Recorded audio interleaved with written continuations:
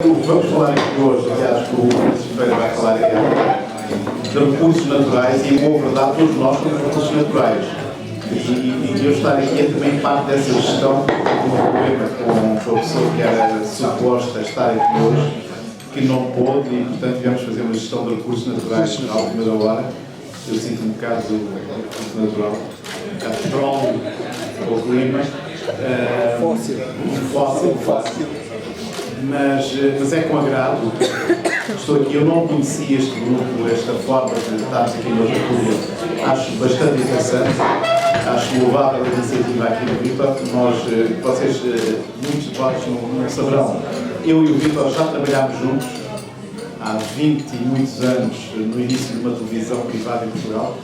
E voltámos a encontrar depois. Bem, mas agora o importante é quem está aqui à minha esquerda, que é um homem que sempre se dedicou à causa da natureza, se quisermos assim chamar, do meio ambiente, do meio que nos rodeia, quer com a Coercos, que entretanto seguiu outro caminho, ele agora está ligado à Associação Zero, mas a reflexão do professor Francisco Ferreira é sempre a mesma, que é à volta deste mundo que nos rodeia e dos recursos naturais, e essa sua gestão que é cada vez mais política e às vezes na massa é a segunda palavra, mas é um problema que nós todos sentimos no dia a dia. Felizmente estamos aqui, temos este clima fantástico, mas se estivéssemos na China, se calhar estávamos todos de máscara. E esse é um recurso natural que nós não controlamos. O clima é, de facto, um dos recursos naturais muito mais ingratos e é uma das preocupações que eu acredito que vai ser refletida no discurso e no que o Francisco nos vai falar agora. Mas, basicamente, o procedimento já todos sabemos como é. Digamos que as linhas gerais do que vamos para aqui conversar uns com os outros, se quiserem, espero que vão ser dadas pelo Francisco Ferreira e depois, obviamente, cada um de vós está livre de fazer as perguntas que entender.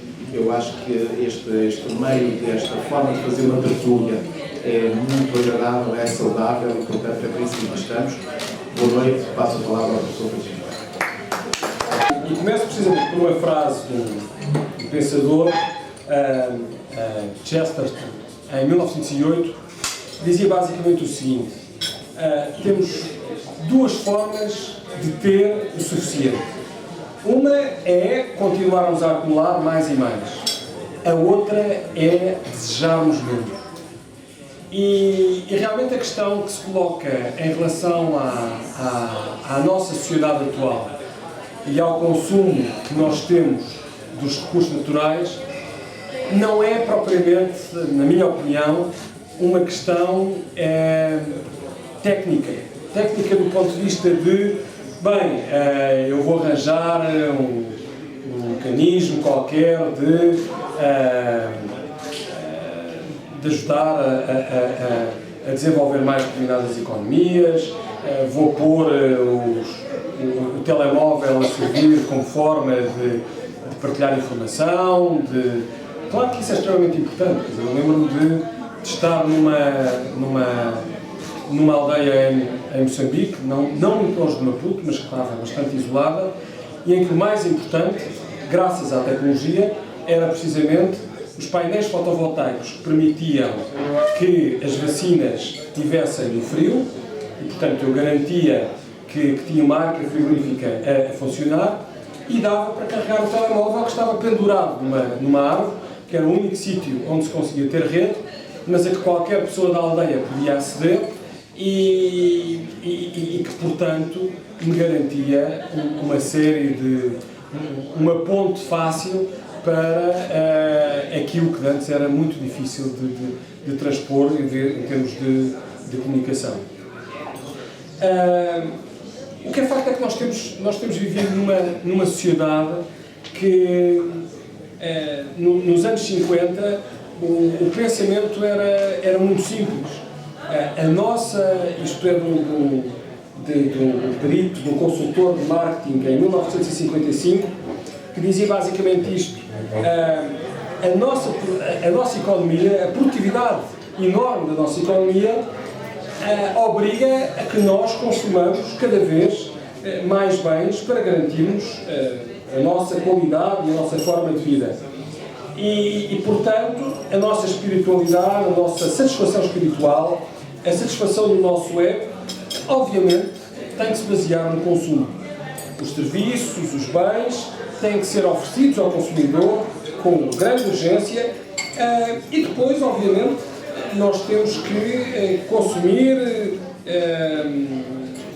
o termo é burned up, worn out, ou seja, temos que queimar, temos que descartar, temos que substituir esses bens a um ritmo cada vez maior. Bem, e nós realmente seguimos este mantra, digamos assim, e seguimos de forma particularmente bem conseguida nos países mais desenvolvidos. Obviamente nós temos, à escala mundial, uma população crescente. Nós somos 7,2, 7,4 mil milhões de pessoas. Vamos ter 9 mil milhões em 2045, 2050. A China, que tem 1.000 milhões de pessoas, vai ser ultrapassada pela Índia daqui a uns anos, daqui a uns 10, 15 anos. E, portanto, nós temos realmente num dilema grande, que é, desde os anos 70, nós deixámos de utilizar os recursos renováveis que tínhamos e passámos a ir buscar os recursos não renováveis. Ver se eu explico um pouco eu costumo usar esta terminologia. Vamos pensar que a Terra funciona um pouco como alguém que tem um salário e que tem uma conta à ordem, não é? E, portanto, recebe um salário e gasta, eventualmente poderá poupar um bocadito, mas pelo menos com o salário consegue ter uma vida normal no seu dia-a-dia. O problema é que a Terra, neste momento, já não consegue sobreviver de forma alguma com a conta à ordem. Portanto, nós estamos a ir, obviamente, à conta a prazo. E a conta a prazo significa irmos buscar os combustíveis fósseis, que, aliás, começámos a ir buscar há muito tempo, logo da Revolução Industrial e antes, mas numa escala grande no pós-Revolução Industrial, o carvão, o gás natural, o petróleo, os peixes, por exemplo, se pensarmos no pescado, quer dizer, nós não conseguimos ter um equilíbrio entre aquilo que retiramos e aquilo que é gerado. Nós temos ido cada vez mais à pesca do arrasto, aos peixes de fundo, àqueles que deveriam viver mais anos, mas que nós já não deixamos porque vamos lá buscá-los. Em determinadas zonas do mundo, nós vamos à água fóssil, já não vamos à água que cai da chuva, mas àquela que se infiltrou e que está lá há muitos milhares de anos e que nós vamos lá buscar. Portanto, o problema, efetivamente, é que nós estamos a consumir uma quantidade de recursos muito mais significativa e houve um conjunto de cientistas que se reuniram e tentaram quantificar estes recursos e pensaram, se eu conseguisse calcular a área que cada pessoa necessita, aquilo que se chama um hectare global, e se eu somar esses hectares todos, das pessoas todas que vivem no planeta, eu garanto-vos que neste momento, de acordo com esses cálculos, nós precisamos de um planeta e meio. Até já precisamos um bocadinho mais de um planeta e meio. E podem dizer, então, se nós só temos uma Terra, como é que nós estamos a ir buscar um planeta e meio? Estamos a ir buscar precisamente em esses recursos que não são renováveis. Portanto, as árvores que vivem não sei quantas centenas de anos e que nós cortamos e não conseguimos repor, o pescado já vos falei, a mesma situação em relação a uma série de recursos, e isso não só nós o fazemos do ponto de vista do consumo do recurso, mas também do ponto de vista do impacto ambiental que muitos desses recursos acabam por ter, porque acabamos por perturbar o equilíbrio dos ecossistemas, porque acabamos por perturbar o clima. Aliás, amanhã na Assembleia da República, esperemos, seja ratificado o Acordo de Paris, aquilo que foi assinado em dezembro do ano passado, e que é mais uma tentativa de tentar ter uma solução para o aquecimento global e para as consequentes alterações climáticas. Só fazendo um parênteses, nós estamos no 15º mês sucessivo de recordes de temperatura à escala mundial. E, quer dizer, não são os ambientalistas que o dizem, é a NASA, que através da avaliação das imagens de satélite relativas à temperatura, consegue fazer esse cálculo. 2016 foi o ano mais quente desde que há registros, desde 1850.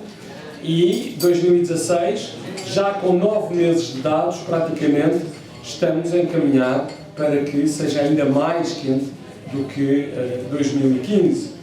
Portanto, há efetivamente um problema grande e grave, que é colocarmos uma nova era, que já não é aquilo que nós chamamos o Holoceno, mas sim o Antropoceno.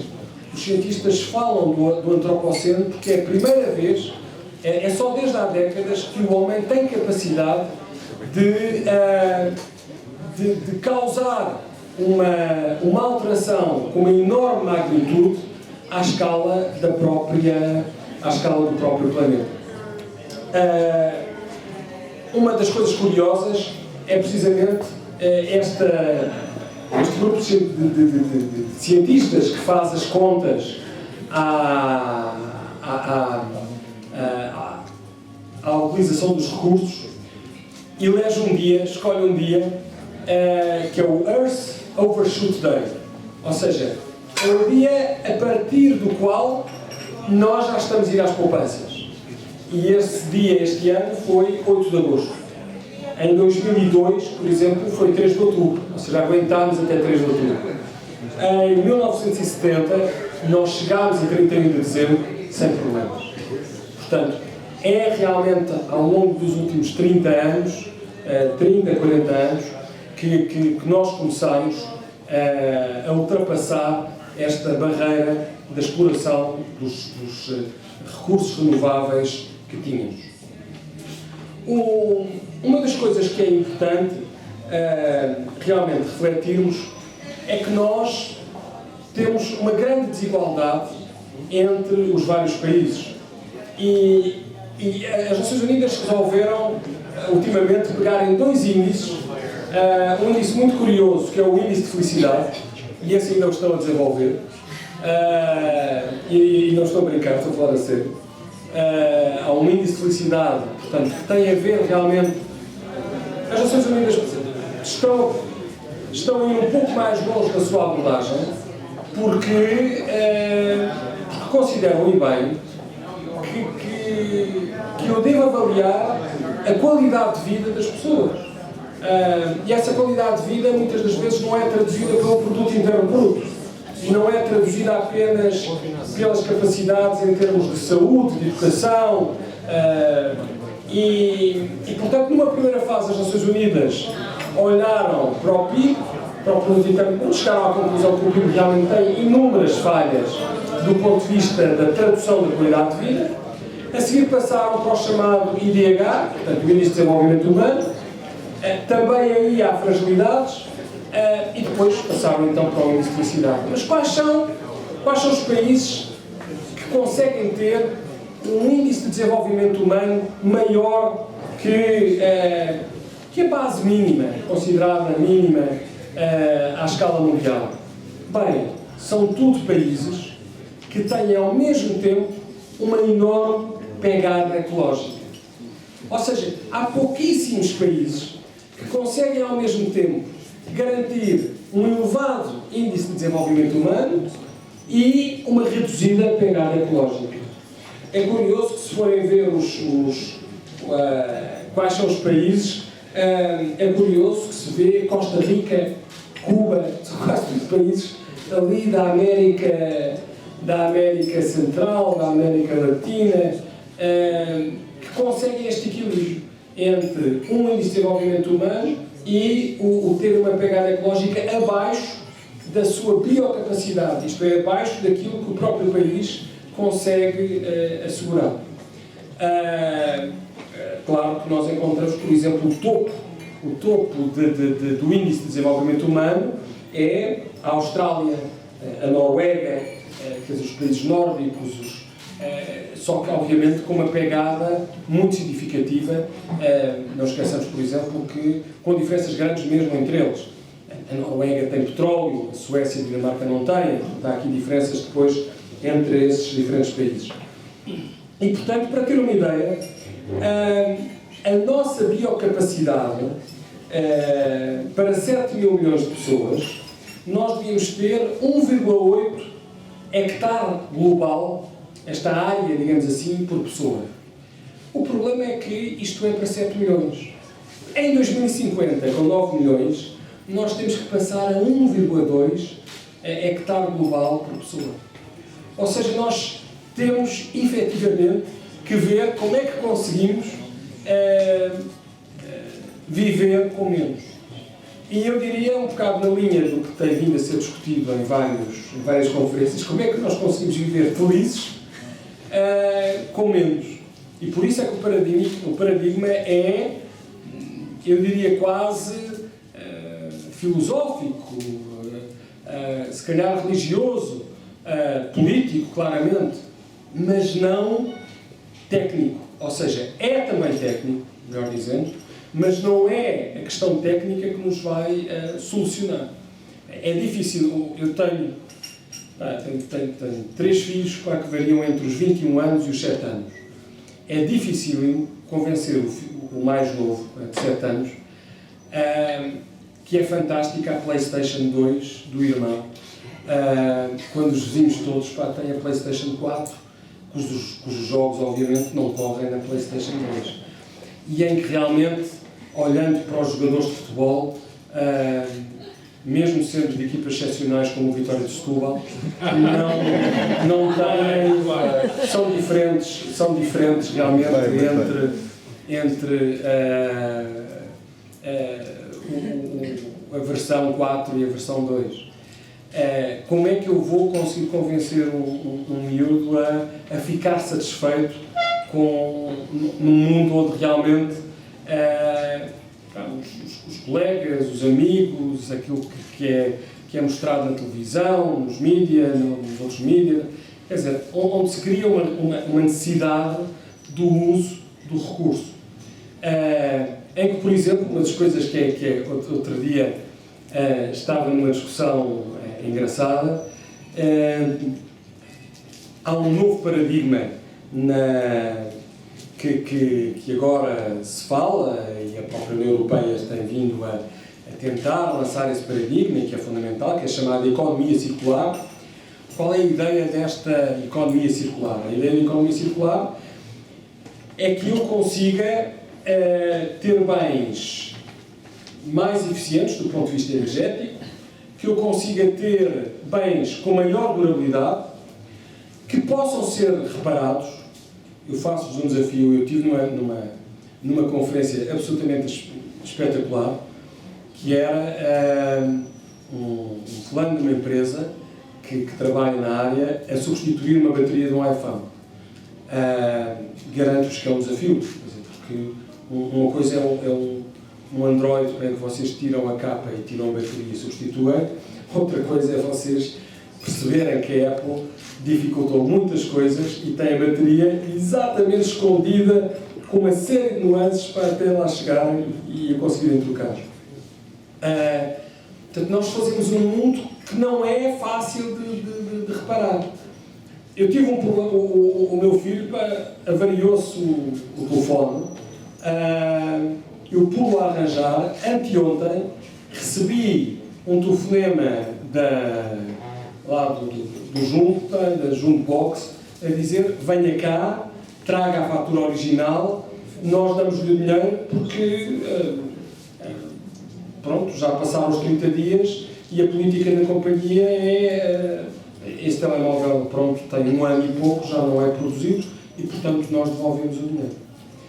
E portanto, nós temos realmente uma política de desperdício. Até fomentamos, de certa forma,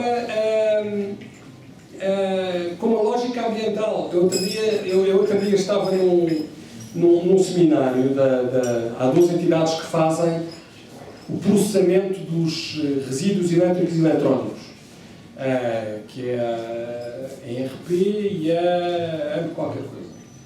E então tiveram a ser atribuídos os prémios às escolas que tinham conseguido recolher mais frigoríficos, a máquinas de lavar, a todos os eletrodomésticos, e inclusive o per capita por aluno de recolha era 100 kg. Cada aluno daquela escola tinha conseguido 100 kg de eletrodomésticos para reciclar, etc. Isto mostra que alguma coisa está errada, porque eu realmente, o meu objetivo deveria ser eu trabalhar num mundo onde os eletrodomésticos pudessem ser facilmente reparados, em que eu prolongasse o tempo de vida, porque esses recursos é que são fundamentais. A reciclagem fica muito atrás da reutilização e fica muito atrás da redução. E, portanto, eu já estou a trabalhar no pior patamar. Também só contar-vos uma história simples. Outro dia, e que é verdadeira, o meu micro-ondas avariou. Estávamos com uns amigos, lá em casa, ao jantar, o micro-ondas já não acendia a luz e deixou mesmo de funcionar. Eu disse, quantos anos é que tem o micro-ondas? E eu disse, não faço ideia, isso já está amarelo e tudo, já deve ter isso há imenso tempo. Como vais, isso são 50 euros, 60 euros, se não fores muito exigente, compras um micro-ondas. Bem, eu achei que devia tentar dar uma outra vida, ou tentar ressuscitar o micro-ondas. E consegui ressuscitar o micro-ondas por 6,79 €. Descobri um sítio onde reparava o micro-ondas, que era só um fusível. Tive, no entanto, um senão, que é não só arranjar um micro-ondas, como reparar uma lâmpada. E, portanto, eu antes que deixava a porta do micro-ondas aberta e não havia problema, porque não gastava eletricidade, porque a lâmpada estava desligada, agora tenho sempre que fechar a porta do micro-ondas para a lâmpada não ficar ligada. Mas, portanto, isto mostra, e ele continua a viver, pelo menos durante 4 meses, 3, 4 meses, continua satisfeito. Acho eu. Pelo menos eu estou satisfeito. E portanto, mas a nossa mentalidade está preparada para a substituição. Está preparada para a substituição. Quer dizer, e não é somente a nossa mentalidade está preparada para a substituição, porque obviamente nos prepararam para a substituição. E ficamos muito felizes por entregar o micro-ondas ao frigorífico, ou seja, ao que for, no supermercado para ir para a reciclagem. Estamos a fazer uma boa ação. Eu diria que estamos a fazer uma ação menos má. Agora, uma boa ação é difícil, porque realmente eu ir buscar todos aqueles materiais não é fácil. E nós temos aqui um conflito permanente no uso dos recursos. Se vocês pensarem, nós temos ao mesmo tempo batalhas ganhas e batalhas perdidas. Uma batalha ganha é, por exemplo, nós substituirmos uma lâmpada incandescente por uma lâmpada LED. São 10 vezes menos o consumo, para não falar já na durabilidade que a lâmpada LED tem. Mas há N estudos que provam que nós, tendo a lâmpada LED, já estamos a poupar tanto que já o nosso sentimento de culpa e de custo de a deixar ligada algumas vezes já não é tão grande. É aquilo que nós chamamos o rebound effect. Eu tinha um carro que consumia 8 litros ao 100. Agora tenho um carro que consome 4 litros ao 100. Então posso andar um bocado mais. Já não tem problema. Quer dizer, mesmo que eu chegue aos 100, estou sempre a ganhar. Até o ambiente está a ganhar, o outro era 8. Portanto, ou seja, os nossos comportamentos de poupança não são fáceis. E o que é facto é que a oferta também... falando um bocadinho de televisão. A box de televisão, com a sua oferta de canais e o passar para a segunda televisão, não sei quantos tal, são 50 watts, são 10 lâmpadas LED que eu tenho permanentemente ligadas em casa. E aquilo, convém não desligar, há lá as gravações, há lá uma série de coisas, etc. E é fantástico que eu tenho não sei quantos canais, e ainda bem, tenho internet, e consigo aceder à informação que antes era impensável, e que tinha que ser em papel, e agora em formato eletrónico. Portanto, a tecnologia tem-nos dado enormes vantagens. Mas as vantagens que nos tem dado, têm sempre realmente... É difícil nós termos o ganho que muitas das vezes é enunciado. Outro dia houve um estudo curioso também, que era em Portugal. Mas era curioso, que era um estudo de 4 países, e Portugal sobressaía porque as pessoas agora compram... têm tendência a comprar máquinas de lavar roupa de 8 kg e de 9 kg em comparação com os 7 kg. Não sei se vocês sabem, a máquina cabe no mesmo sítio, só que vem um bocadinho mais para fora, ou aquilo está um bocadinho mais adaptado em relação à de 7 kg. E, portanto, a diferença de preço é pequena, a gente compra a de 8, a gente compra a de 9. Só que a de 8 e a de 9, se nós realmente não tivermos gente suficiente em casa para encher os 8 kg, vai representar um gasto maior de água e um gasto maior de eletricidade. E, portanto, é como os ecrãs de televisão. Está estudado qual é a dimensão ideal do ecrã de televisão em relação à distância a que eu estou, para ver perfeitamente. Mas a nossa lógica é, se eu conseguir ter um ecrã muitíssimo maior, vou ver muito melhor. É certo que ele irá consumir mais eletricidade, não há dúvidas em relação a isso. Portanto, é muito difícil eu ter aqui o que eu diria uma literacia ambiental e uma literacia de consumo de recursos que realmente me deixe satisfeito com algo que a sociedade me encaminha no sentido contrário. E efetivamente, os custos do uso do capital natural são enormes. Quer dizer, eu tenho os solos, tenho a água, tenho a emissão dos gases com efeito de estufa que causam o aquecimento global e que causam as alterações climáticas, tenho a poluição do ar, tenho a poluição do solo e da água, tenho os resíduos. Só para ter uma ideia, cada europeu, em média, consome 16 toneladas de materiais por ano. Destas 16 toneladas, 6 toneladas saem na forma de resíduos. Portanto, há uma série de materiais, e estou a falar aqui de materiais no total, desde a alimentação, até tudo. Portanto, há coisas que nós transformamos em energia, há coisas que nós vamos transformar em resíduos, e estamos a falar de uma quantidade ainda muito significativa. Ora, nós estamos assim numa sociedade que tem riscos sociais, ambientais, económicos. É este quadro que nós chamamos o desenvolvimento sustentável, e é neste quadro que nós temos realmente de pensar como é que é feita a gestão dos recursos naturais.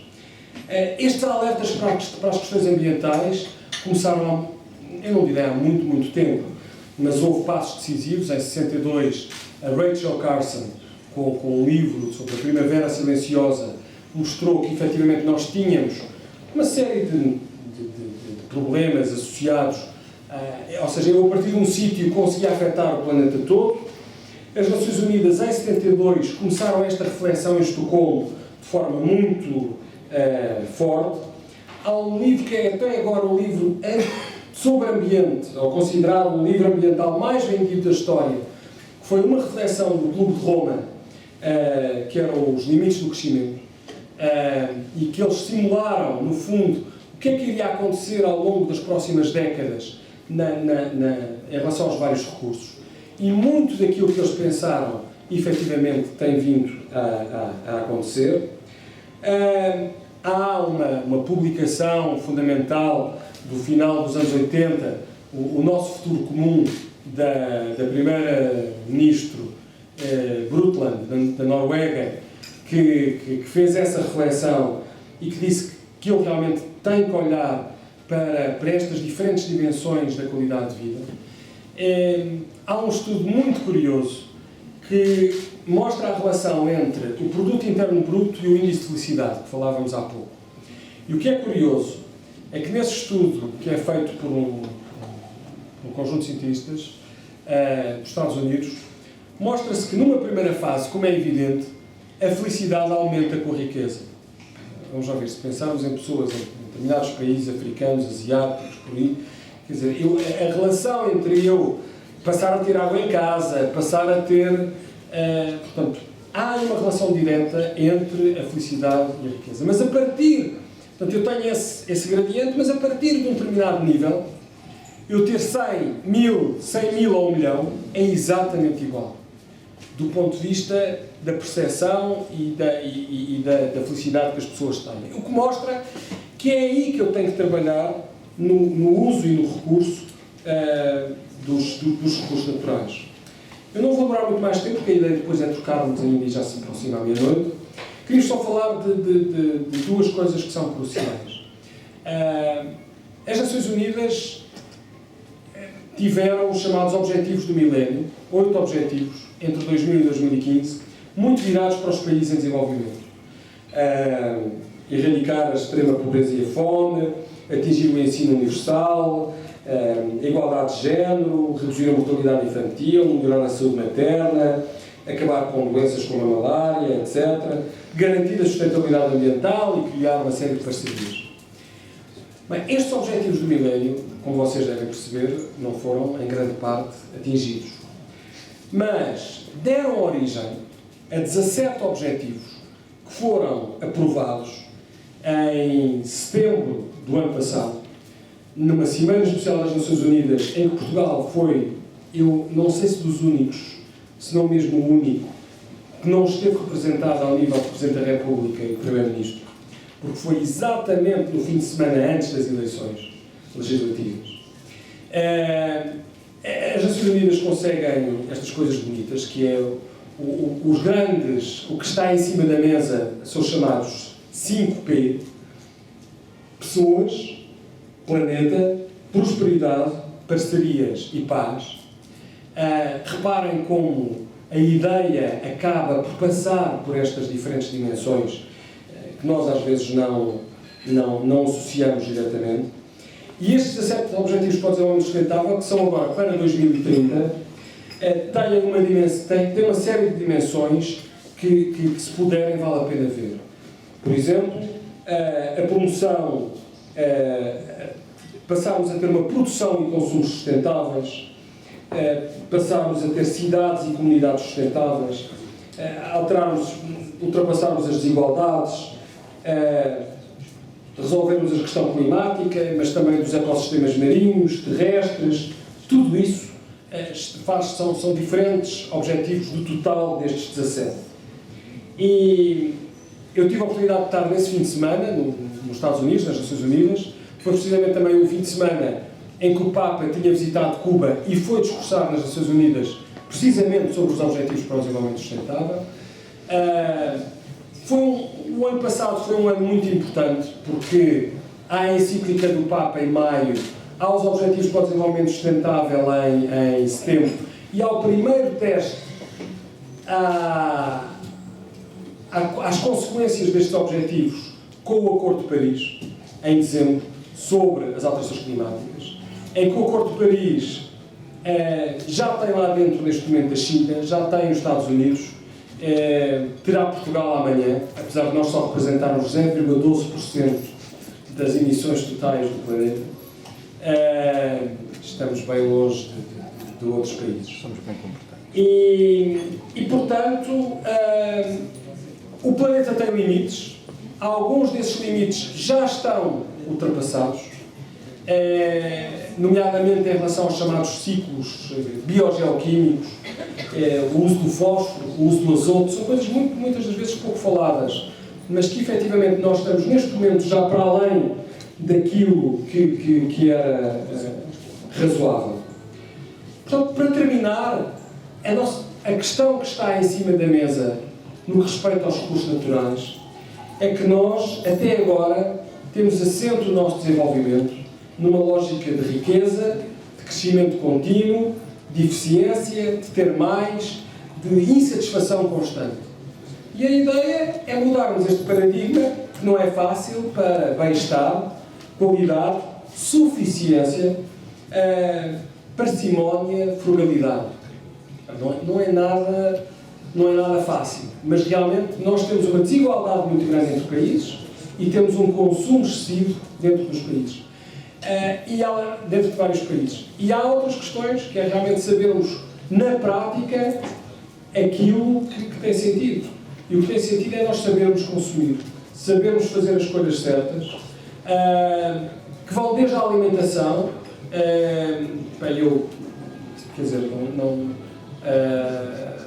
Não tivemos aqui a opção vegetariana e eu não fiquei triste.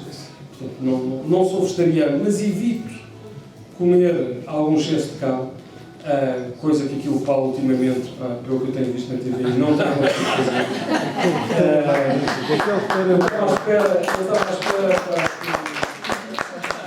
Eu estava à espera que ele mencionasse nas várias reportagens a questão da pegada ecológica, e pronto, retrair-se um bocado. Foi a pegada do estômago. Mas exatamente. E vamos lá ver, a questão da carne é uma questão meramente científica, não é uma questão... há dois problemas com a carne, ou com o excesso de carne, que é, nós estamos a comer já no segundo nível da cadeia alimentar, ou seja, a nossa eficiência já não é tão grande. Portanto, se eu comer... e também dizer-vos uma coisa, não pensem que é boa ideia comer soja. Porque a soja vem do Brasil, quer dizer, tem uma pegada... Pode-se comer soja, obviamente, não é nenhum problema, mas não é como houve um evento, que eu não me esqueço, de uma outra associação de ambiente, aliás, não era de ambiente, era de desenvolvimento, que no almoço havia sumo de laranja de comércio justo. Quer dizer, o sumo de laranja de comércio justo, portanto, em que as pessoas receberam a remuneração correta, que o trabalho que fizeram, etc., era no Brasil. Quer dizer, entre eu ter um sumo de laranja do Algarve ou de laranjas daqui perto e ter um sumo de laranja do Brasil, o outro pode ser, não sei até que ponto é que será muito mais justo, mas de certeza que obrigou a muito mais emissões do que o sumo de laranja daqui perto. Portanto, eu tenho que ter algum bom senso, alguma razoabilidade nestas avaliações. E estávamos a falar da carne ainda. O problema da carne também, que é uma chatice, é nomeadamente o gado bovino para lançar metano, até mais não, na sua digestão. E o metano é 21 vezes pior, um quilo de metano é 21 vezes pior que um quilo de dióxido de carbono. E, portanto, ainda não se arranjaram as máscaras para as vacas, mas realmente há aqui este impacto que é importante. E então, quando falamos em regime intensivo, aí ainda teremos consequências piores, não é? Portanto, há aqui questões do ponto de vista da responsabilidade individual, da responsabilidade coletiva, do ponto de vista ético, que a ideia do desenvolvimento sustentável, que é nós passarmos à próxima geração um planeta igual ou melhor do que aquele que temos, não é nada fácil. Não é nada fácil. E isso significa, basicamente, nós construirmos um mundo que, ao mesmo tempo, seja responsável, que tenha um sentimento de urgência, porque em relação a determinados problemas, nomeadamente a questão do aquecimento global, é necessário esse sentimento de urgência, que use a criatividade, que use a inovação, que crie uma sociedade que seja resiliente, mas que também seja um mundo otimista. É claro que nós, por exemplo, como digo, ainda amanhã vamos ratificar, não sei se por unanimidade dos partidos ou não, na Assembleia da República, o Acordo de Paris, que é uma coisa que ainda está longe de resolver o que queremos. Mas temos duas hipóteses, que é, ou dizemos mal do Acordo de Paris e que não serve e que não vai resolver e enterramos a cabeça na areia, ou pegamos em algo que mesmo assim reuniu o consenso de todos os países e procuramos torná-lo mais ambicioso e dar o nosso contributo. E, portanto, é essa perspectiva que eu acho que é fundamental. E em relação aos recursos naturais, é realmente à escala individual e à escala coletiva, com responsabilidades nos governos, com responsabilidades na sociedade, que não apenas no governo, que nós temos de começar a fazer esta reflexão. E não é resolvermos de um ano para o outro, é algo que nós temos que olhar para as próximas décadas, e em que já há países que estão a fazer essa reflexão. Portugal aí ainda está um bocadinho atrasado, mas se não fizermos essa reflexão, não tenhamos dúvidas que os conflitos, que a luta pelos recursos, que as diferenças entre as pessoas, que as desigualdades só tenderão a agravar-se. E, portanto, se calhar estava à espera que eu desse muitos números, que mostrasse uma situação mais factual, mas eu acho que é este tipo de reflexão que se calhar é mais relevante e que depois no dia-a-dia, então, vale a pena nós refletirmos, concretizarmos e discutirmos. E eu falei mais que os 20 minutos.